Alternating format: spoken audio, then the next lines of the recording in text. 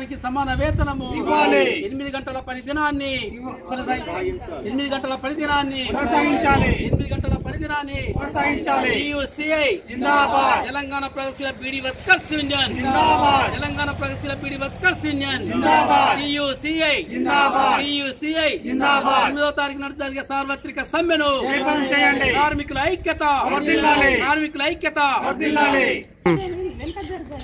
మాట్లాడకి వస్తుందా? ఇప్పుడు స్టార్ట్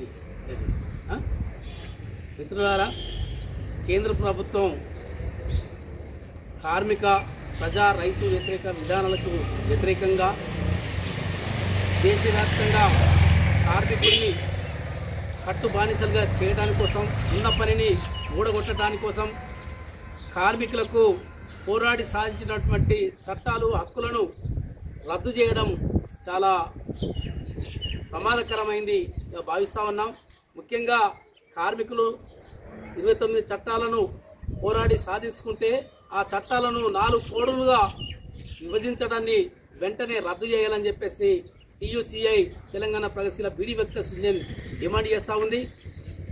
ఈ సమస్యలతో పాటు కార్మికులకు 10 గంటలు 12 గంటలు పనిచేయాలని చెప్పేసి మన రాష్ట్రంలో కూడా రేవంత్ రెడ్డి సర్కారు 10 గంటలు పనిచేయాలని చెప్పేసి 282 జీవోను ప్రవేశపెట్టారు.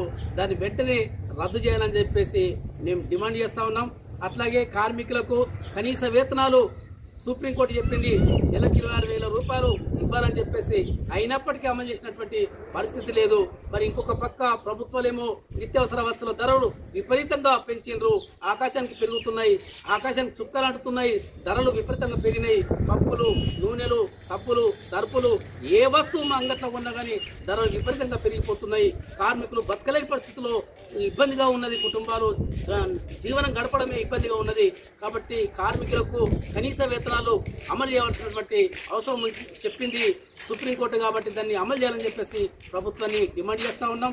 అట్లాగే కార్మికులు పోరాడి సాధించుకున్నటువంటి హక్కులను పరిరక్షణ చేయాలని చెప్పేసి ఈ 9వ తారీఖు నాడు జరిగే సార్వత్రిక సమ్మెను జయప్రదం చేయాలని చెప్పేసి కార్మిక వర్గానికి టీయూసీఐగా ట్రేడ్ యూనియన్ ఆఫ్ సెంట్రల్ ఇండియాగా మేము ప్రభుత్వాన్ని డిమాండ్ చేస్తాం.